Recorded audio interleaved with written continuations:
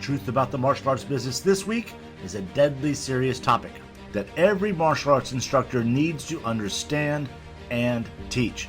Here are 3 quick questions that are answered in this show. Almost every altercation has 3 fights. What are they? Do you live and teach martial arts and self-defense in a stand your ground state? If you defend yourself using martial arts, will the prosecutor look favorably towards your defense or use your martial arts training against you? You'll learn the answers to these questions and many more in this week's Truth About the Martial Arts Business Show featuring Andrew F. Branca and the Law of Self-Defense. Before we get started, please take a moment to subscribe to this podcast, share it with your friends, and leave a great review. Thanks so much for listening.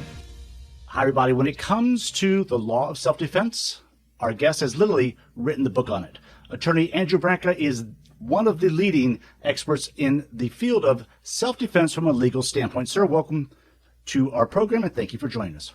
I'm very glad to be here, John. As someone who's been in the martial arts since 1974, I've had 1,000 conversations about self-defense with various experts from varying degrees. What I've come to the conclusion is that most of us really don't understand what self-defense is from a legal standpoint. So please help us understand, what is self-defense? Well, unfortunately, there's a lot of information out there on self-defense law, but most of it's bad information. There's very few good sources of information on self-defense law, and I say that even as an attorney. When I first decided to specialize in use of force law back in 1998, I had to go to the law library and do primary research to learn the law myself. In 3 years of law school, we didn't spend 3 minutes on self-defense law. So most lawyers simply don't know very much about this. And the few who do, the criminal defense attorneys, most of their experience is in bad self-defense cases, not good guy self-defense cases, which are quite different cases. Define the difference. Good guy versus bad guy.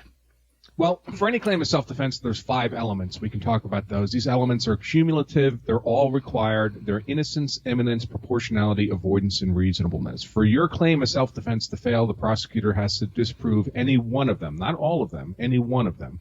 Think of them as links in a chain. If one link breaks, the chain is broken. Your claim of self-defense fails. In bad guy claims of self-defense, invariably there are several of those elements that are so weak they're easily destroyed by the prosecutor. So what you end up with is a lot of criminal defense attorneys who have a lot of experience arguing self-defense cases partway. They get to the second element or third element and the claim gets destroyed and it goes away, but they don't have a lot of experience arguing self-defense cases all the way through to completion. Okay, I'm going to slow it down just for a second. One of the things you say in your book that simply blew my mind, I think it ties right in what you're saying, is that the claim of self-defense is actually a confession. Well, you necessarily have to concede that it was you who committed the underlying act. You can't simultaneously say, it wasn't me, I was somewhere else, someone else is responsible for this, and by the way, I did it in self-defense. It's logically incoherent.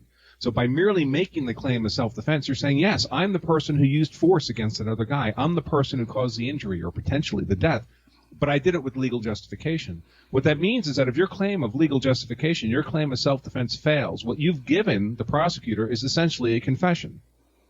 That absolutely is scary as can be, and that's why I find your book so fascinating. It's both fascinating and terrifying at the same time. One of the advantages of technology, obviously with YouTube, we see all kinds of self-defense situations from security cameras.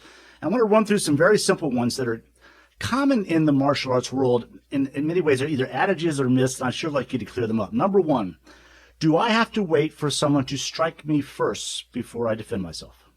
Absolutely not. You're entitled to defend yourself against an apparent imminent threat of harm. So you don't wait until the harm has been committed, or at least you're not required to.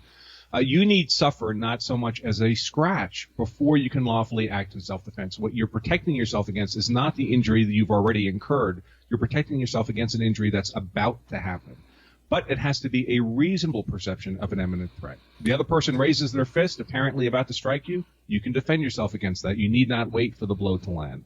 So in that same scenario, let's say that I have a weapon.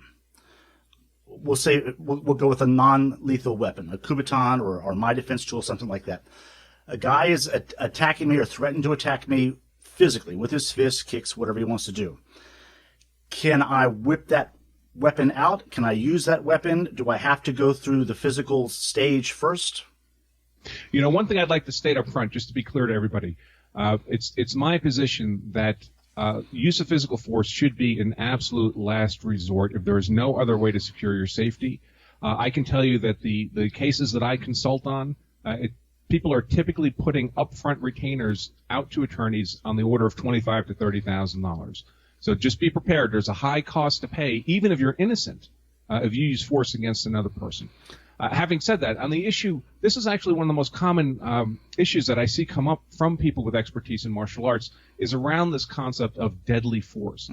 Many martial arts artists seem to believe that as long as they're just using their hands or something like a kubotan, that's inherently non-deadly force. In fact, that's not how the law defines deadly force at all. The law defines deadly force, of course, as being force that can cause death, but also force that can cause serious bodily injury.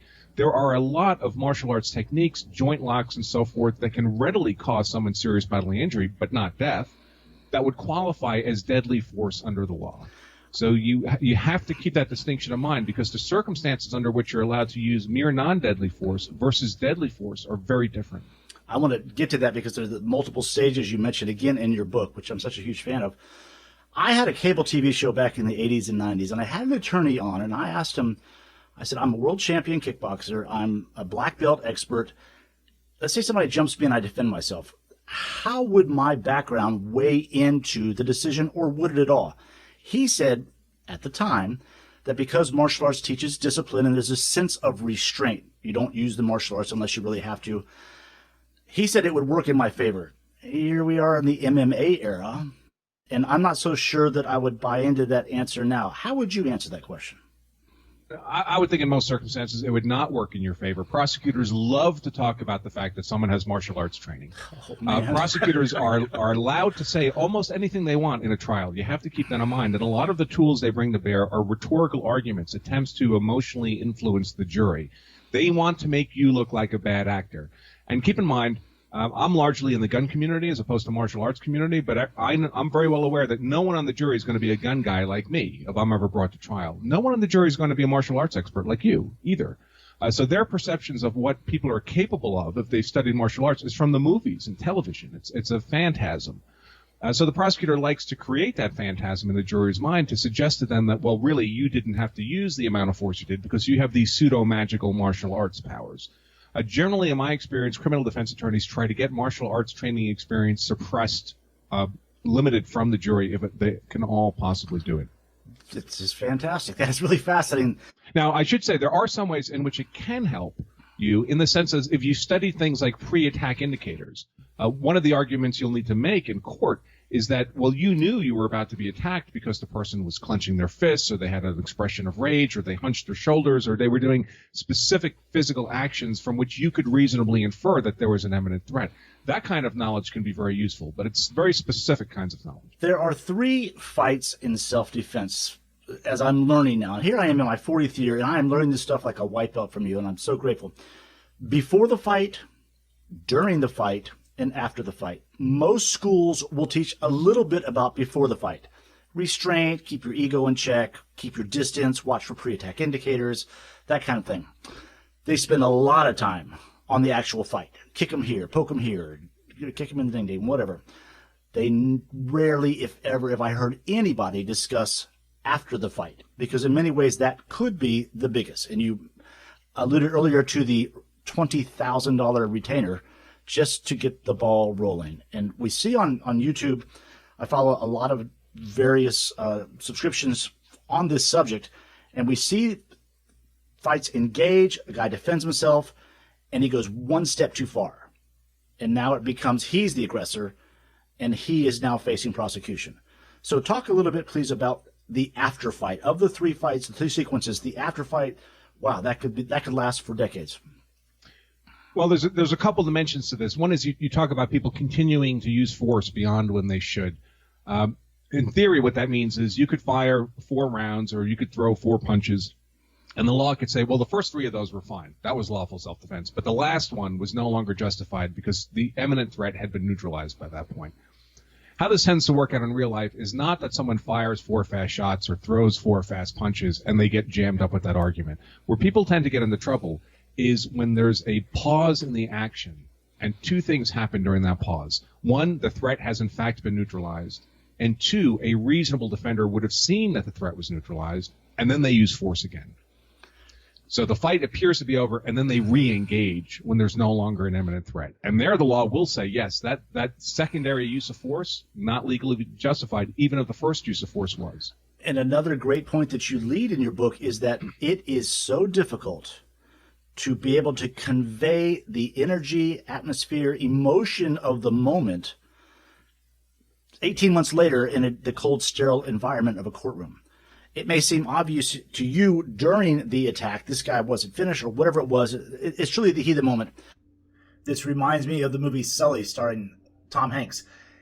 Sully was the pilot that took the passenger jet into the Hudson River, and years later, on trial, his career on the line, the challenge was to convey to the jury the actual human emotion of the moment, that he was not a machine. He was reacting as a human. His defense was that the computer algorithms did not take into account human thought process. It's time to react as a human being. And again, going back to the cold, sterile environment of a courtroom, that's very hard to convey. Well, typically what we would try to do is bring in a use of force expert to testify about those dynamics of a fight. But this brings up another important issue. Some people seem to think that you can bring in an expert witness into a courtroom on a whim. You can't. You have to have an evidentiary foundation. First of all, the evidence has to be relevant.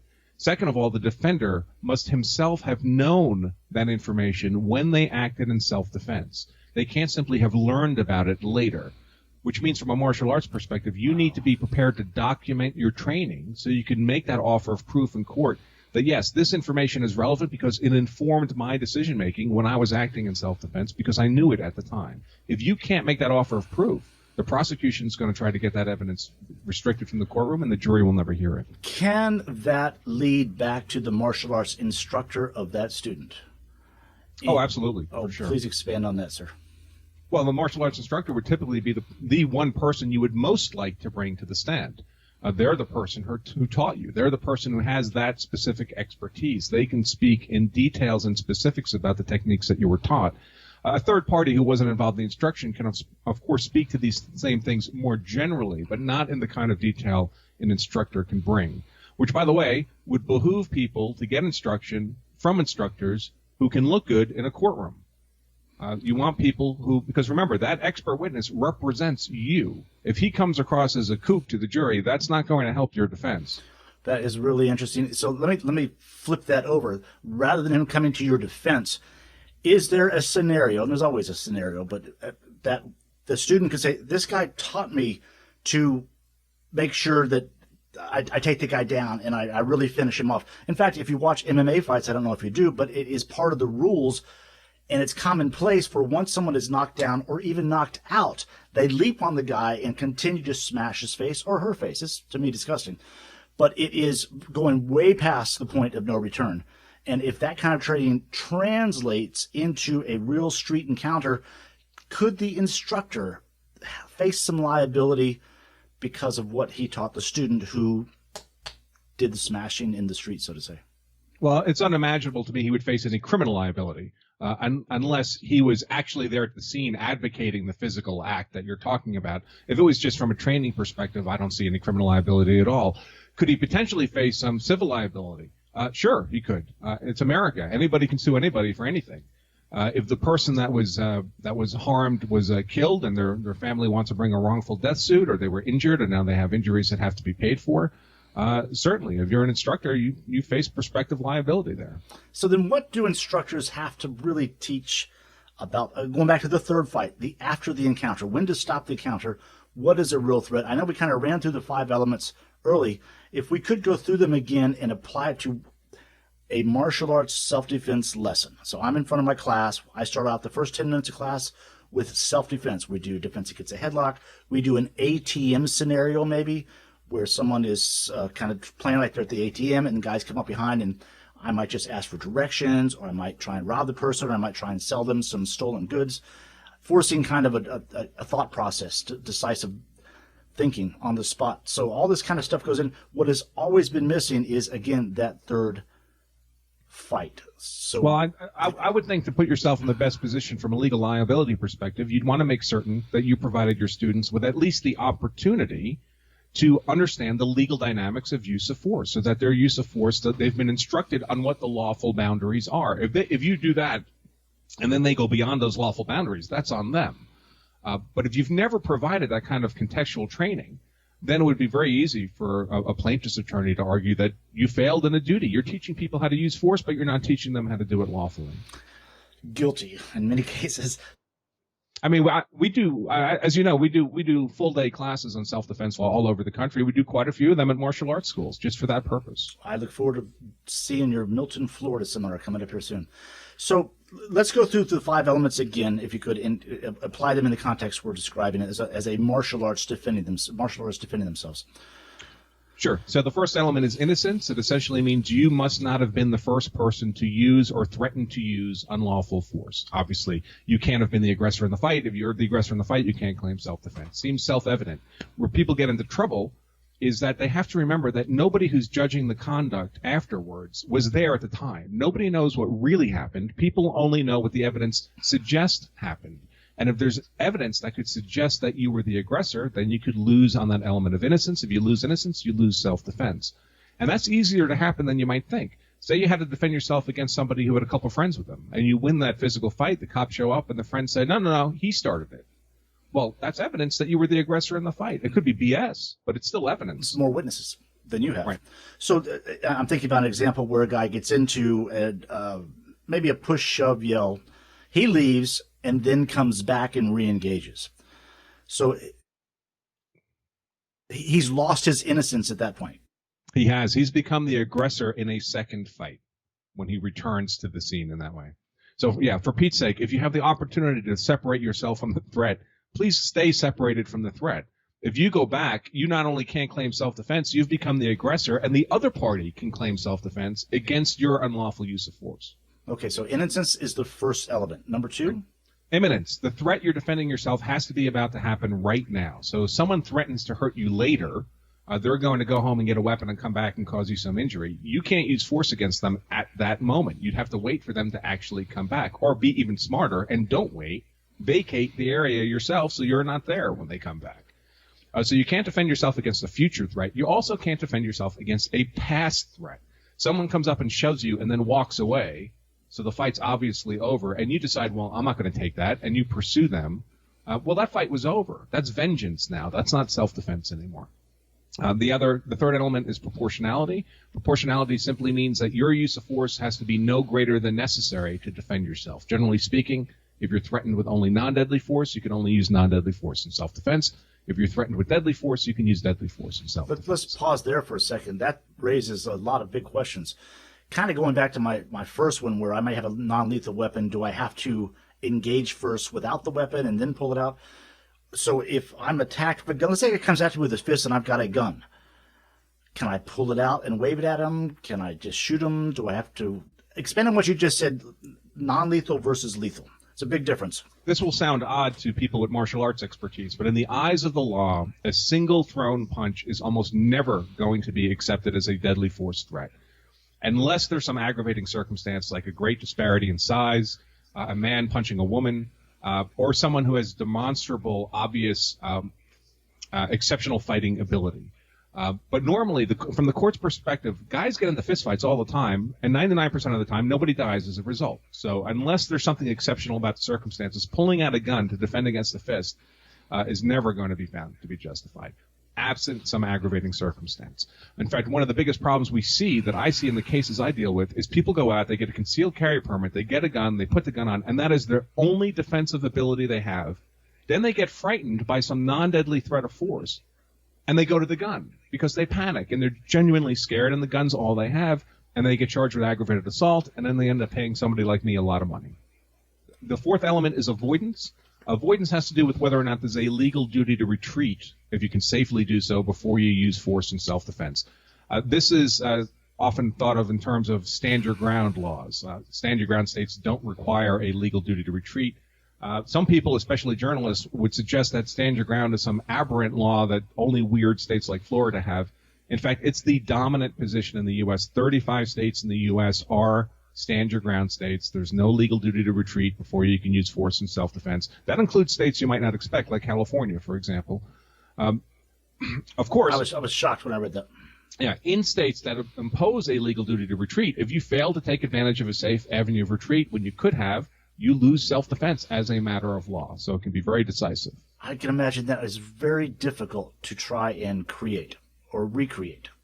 Because again, going back to that period of time for someone to make a decision under massive stress in a deadly force situation or non-deadly force, just a real self-defense situation, but a scary situation, that's hard to replicate months later inside of a courtroom. And if the charges are strong enough, you're going to spend that time in a jail cell in many cases while you're putting together your defense, correct? It's quite possible, especially if the result has been someone's death. It's very likely that you might not get bail at all, or the bail will be so high that it's simply not affordable. Unbelievable. So the final one is reasonableness. Reasonableness can be thought of as an umbrella element that sits over all the others. Everything you do, all your perceptions, your decisions, your actions have to have been those of a reasonable and prudent person, meaning both that you had a subjective, genuine belief in the need to act in self-defense, but also that a hypothetical, objective, reasonable, and prudent person in the same circumstance would also have had that belief. You need both of those elements, the subjective and the objective reasonableness. If you fail on that, you fail on reasonableness, and self-defense goes away. Boy, jury selection is huge there, I imagine. Jury selection is very scary. Lawyers, we don't actually get to select juries. The phrase itself is very misleading. We have a modest capability of deselecting jurors. So a juror comes up, and we might be able to exclude that juror. But when we decide to exclude a juror, we have no idea who the next juror candidate is. So the next person could be even worse. That's a great distinction. We have a new non-lethal weapon. It's called My Defense Tool, and there's a study that shows that non-lethal self-defense tool, the market's exploding. But what's interesting, it's selling well. But on Facebook, the most common comment is, "I'll just use my Glock. I'd rather use a gun." There's a cavalier attitude towards true deadly force that could change your life forever, not to mention kill somebody, but change your life forever by making an uneducated decision. Yet most, at least here in Florida, carry and conceal classes last just a few hours. You shoot a piece of paper once or twice, you get a little card, and you're in. So that level of education is really important. Obviously, you're leading that case.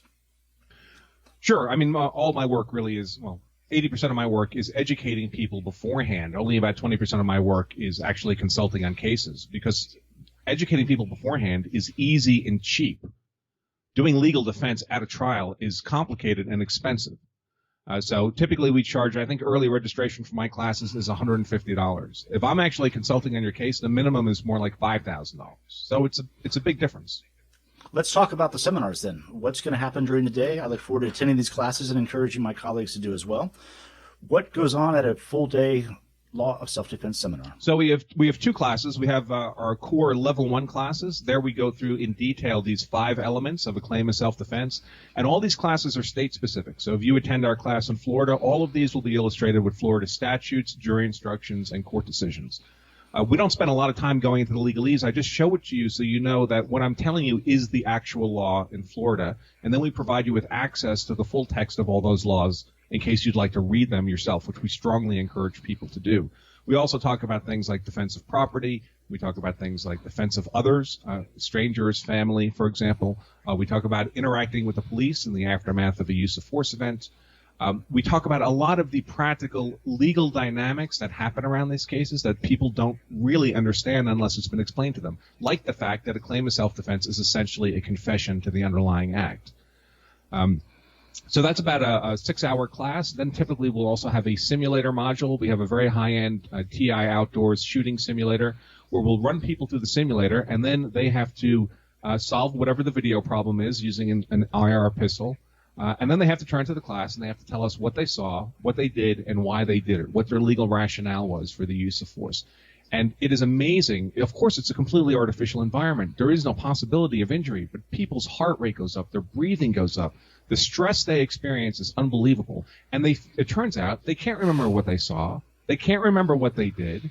And if you can't remember what you did, it's very difficult to articulate a legal rationale. Now, we do the simulator not to embarrass people, but as part of the learning experience to demonstrate to them how difficult this can be under even moderate amounts of stress, and therefore the need to be really proficient at being able to do this before a real-life event actually happens. That sounds incredible. It sounds exciting. I look forward to it. And thank you so much, sir, for taking the time out to educate the martial arts world on the law of self-defense. Thanks so much. Great. Glad to be here. Bye-bye.